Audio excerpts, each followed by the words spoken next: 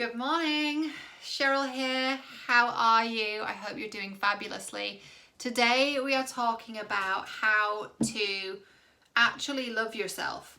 How do we do this genuinely? Because we hear a lot about this, right? We've heard a million times before that the relationship we have with other people is very much a reflection of the relationship we have with ourselves. We're told that the most important relationship we'll ever have is the one we have with ourselves. That's all true, that's not bullshit. But I think where it gets a bit bullshitty is where, in the way in which we talk about this. So I'm going to debunk that today and give you 3 steps. I'm always with the 3 steps. So I'm going to give you 3 steps today to really help you understand how to go through the process of loving yourself. Because it's not all vanilla bubble baths and candles and affirmations. It can be, but it's a little darker and I think frankly more exciting than that. So let's get into it. Before we do, I'll introduce myself if you're new here. If you are new here, welcome. Make sure you subscribe and turn on notifications to know when I upload new content just like this. I'm Cheryl Muir. I'm a relationship expert, relationship whisperer, and I empower smart people to overcome heartbreak and unhealthy patterns in love and help them to find love and build healthy relationships. Let's get into this topic today. I'm really excited about it. I hope you are too. So how do you actually love yourself? This is so important that we really get this. Otherwise, we're just going to go round and round and round in circles and not understand why we're still tolerating people treating us badly. When we really embody self-worth and we really accept ourselves, the world has no choice but to reflect that back to us. That's how it works. That's how it works in terms of energy. That's how it works in terms of manifestation. That's how it works in terms of our beliefs and what we're choosing to see, and then the actions we create from that place, right? So the first thing is how to love yourself, self-worth. Develop solid self-worth. What does that actually mean? Know you deserve better, right? Self-worth is having this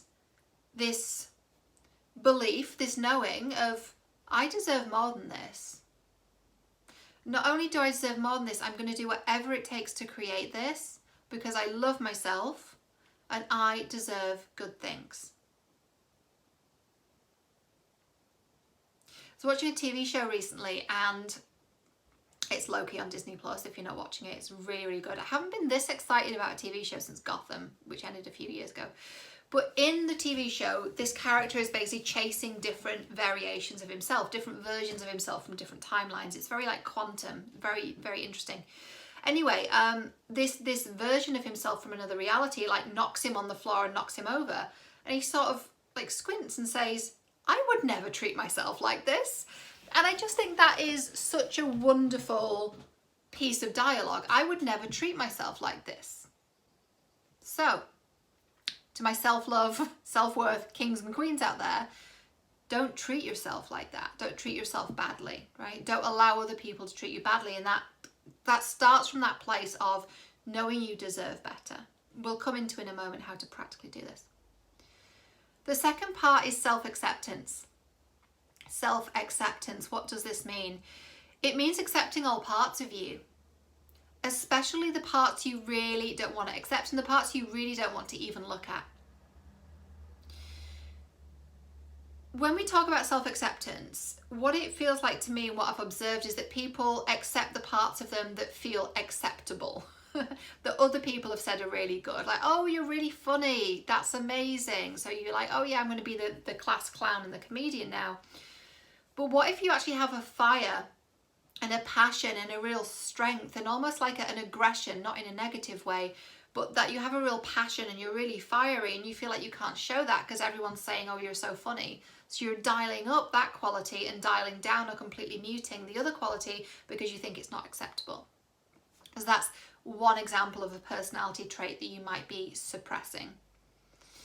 Let's get into some of the juicy, dark, kinky shit that we need to accept about ourselves. And this is something, as you all know, I've been on a real journey with myself in terms of accepting my sexuality, both in terms of orientation and preferences.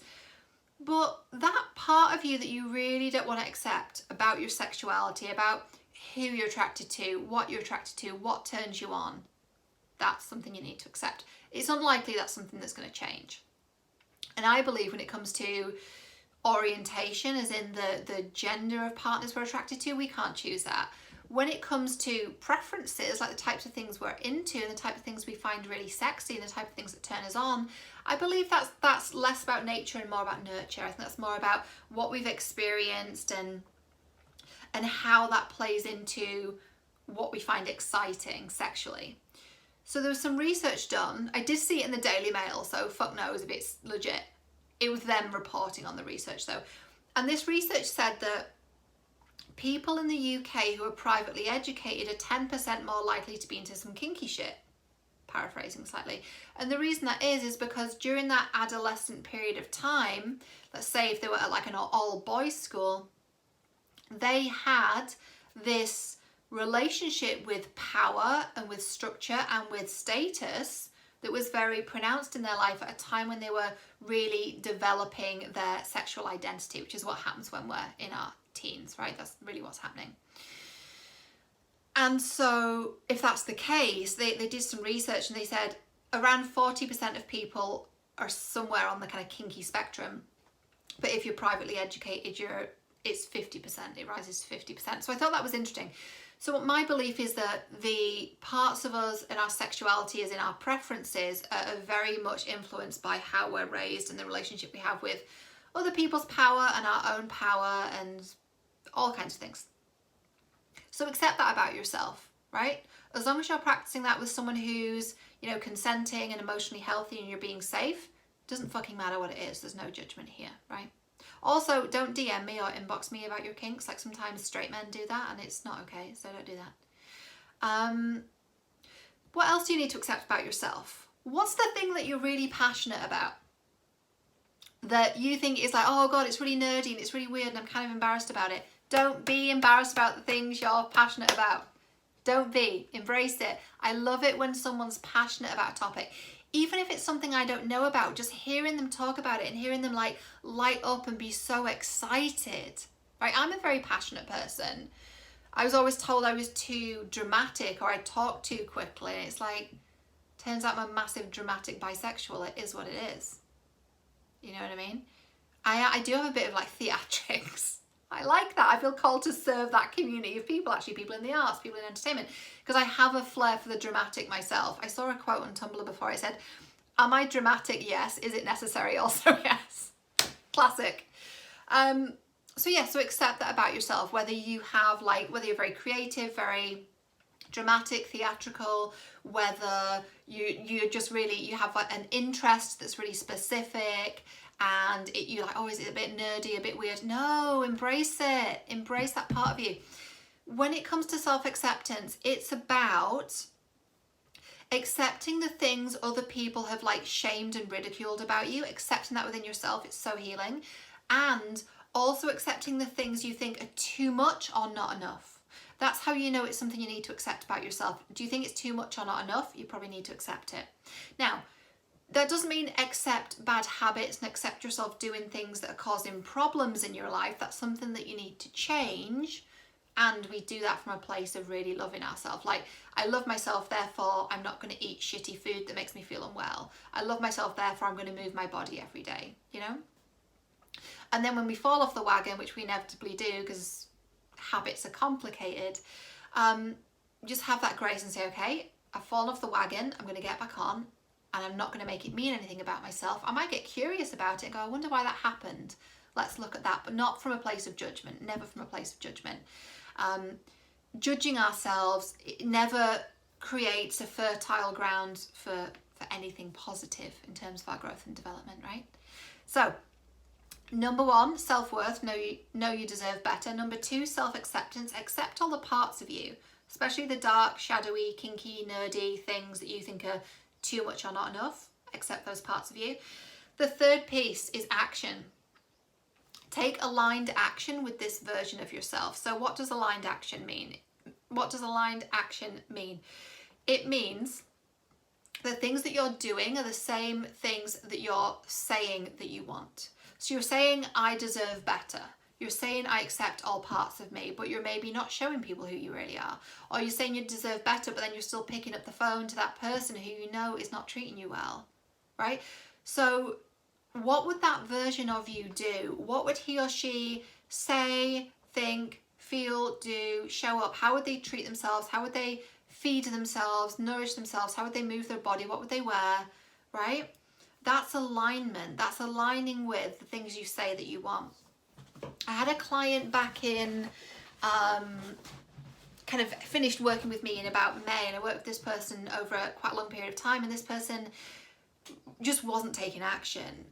And it was really such a difficult coaching relationship. And by the way, not everyone's coachable. It was such a difficult thing because this person was so used to being in therapy that they just wanted to talk about things all the time. And it's so important to unpack and process. I'm obviously a big advocate for that, but there is a point when you need to take the action. So I suppose an obvious example is, I want to get fit, I want to be in shape, but then you don't work out. You can have the best personal trainer in the world, but if you're not prepared to actually move your body and do the workout that they're setting for you to do when they're not around, like, they can't do it for you. Same thing. I remember watching a Jillian Michaels show years ago, which I really loved. I watched it when I was starting to become a coach. It really inspired me. And she was basically coaching this family to get fit. And one of them was like, oh, well, you're here now, so everything's okay. And she said, it's not very politically correct, but it is what it is. She said, look, I don't magically show up and you get skinny. That's not how it works. I'm not a freaking genie. I just thought it was so classic. Same thing. No coach or guide is going to like actually do this for us, right? And I don't say that from the perspective of like trying to blame or shame, but rather to empower you. Like, if you want to do this, like, you've got to do it. You've got to take the actions that are aligned with what you're saying that you want, you know? And if you need help with this, I have courses on it. My courses are closing enrollment tomorrow at 8 p.m. So you have about 24 hours plus 8. What is that? 24, 32, about 32 hours before the doors close. And I'm moving into private coaching, high-end coaching that's between $1,500 and $3,000 a month. So if you are cost sensitive and you've watched my content for a while, I really recommend getting into one of these courses. Even if you're not going to take it now, enroll now so you have it. That would be my recommendation to you, because I know where we're going, so I want you to get the support that you need. So yeah, self-worth, self-acceptance and action. I'd say the hardest part about this, self-acceptance can be really tough, but the hardest part for most people is the action, because our habits are so ingrained. And the reason this is that our brain wants to shortcut everything. Our brain wants to save us time and energy. So it goes down the well-worn neural pathway, and the well-worn neural pathway is grabbing your phone as soon as he or she texts you. Texting back, going, oh my God, I'm great, how are you? When actually you need to pause and say, okay, who is this person to me?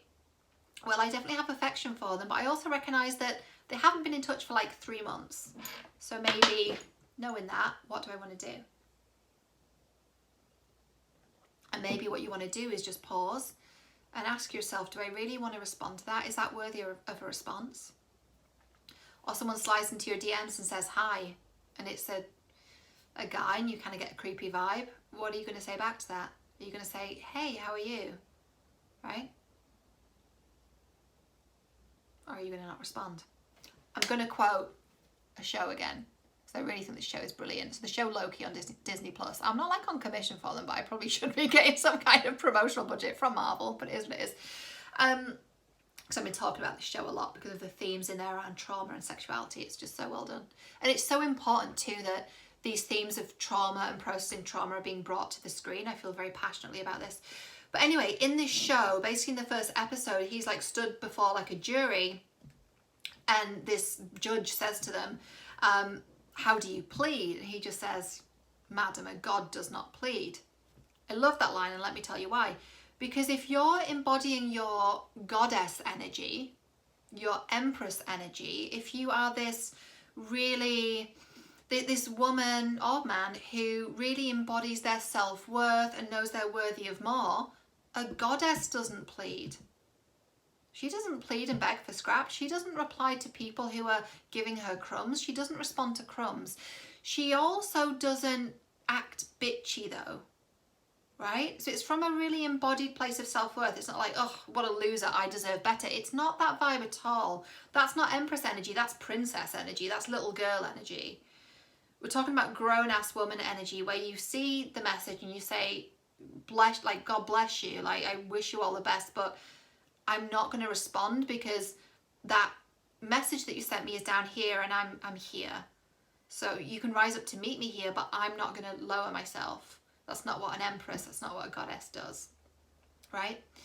So it's this queen, goddess, empress energy. Doesn't mean you're better than anyone else. It just means you know your worth and you're really grounded and embodied in it. And a goddess doesn't plead. I'm going to continue quoting this show. It's got very quotable quotes and I love the way it marries these themes of like trauma and relationships and love. It talks about love a lot. It's very interesting. And quantum and self-worth and family patterns. It's right up my street. I'm actually on a podcast in a few weeks talking about this show, which is so exciting. So I need to catch up on the episodes. For work, I get to watch TV for work now. I've created this life. So point is, I'm rambling, but hopefully you enjoyed my anecdotes. So yeah, loving yourself is real work. It's real work. And it's also knowing that not everyone's going to be super duper thrilled with this new unleashed embodied version of you, and it's okay. It's okay. It's where they are. I was on a call with the brilliant Susie Ashworth yesterday, and we were talking about this in the group, and she was saying, like, when you're really ready to shine bright and you meet someone else who's really ready to rise up, they see your light and they're inspired by it. And that, she was saying, it doesn't mean that people are not going to be maybe uncomfortable or triggered, but the people that are ready will rise with you, and that's what it is, and that's all that it is. So know that in your life too. Like when you do this work, you're giving people around you permission to do the same and to say no and set boundaries and have self-worth and be a really loving being, a really beautiful being that embodies love, but excuse me, at the same time, you're giving other people permission to say no, right? You're giving other people permission to have higher standards.